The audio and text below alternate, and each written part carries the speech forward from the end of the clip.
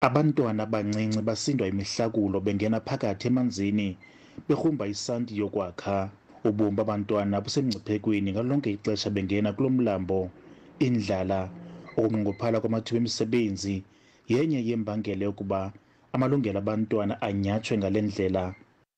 Libe ngalesibe lapha sifuna imali, sifuna ukuzithengela impahla, sizithengele nje sibe sizithengela neuniform. Just la ngifuna umuntu sive sihove inhlabathi senze inqumo bakufika itruck ifike ithengiswe imali ba bakhonto yanye eseyidinga basingafuni basicela bazalini. Abantu abathengisa lesanti ngabantu abashishina ukuthengisa bethengisela osomashishini abafumileyo kwidolophu yaseMbizana. Umbutho ongekho ngaphantsi kwarhulumente uthi ukuxhatshazwa kwabantwana kufuneka kufakelwe ingqwalasela. The last time ndifikile apha the youngest child was 9-year-old and only to find that aba bantwana yona ndlela abakwazi ukuthi basithengele iuniforms ngayo, so izikolweni so basifundisa ngazo izimali basifumana apha. Uceba kuwa 29 uthi le meko ixhomisa amehlo yaye ifuna uqwalaselwa ngokukhawulezileyo.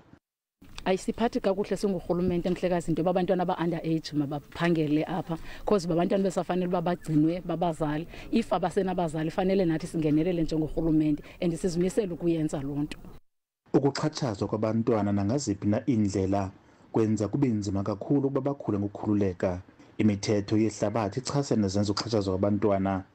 Indlala, ukunqongophala kothando lokusa abantwana ezikolweni kukhokelela ekubeni abantwana basetyenziswe beselula ukwenza inzuzo yabo bapokoto zifumileyo. Dinkululeko Nyembiso, iindaba ze-SABC, ehlolweni eMbizana.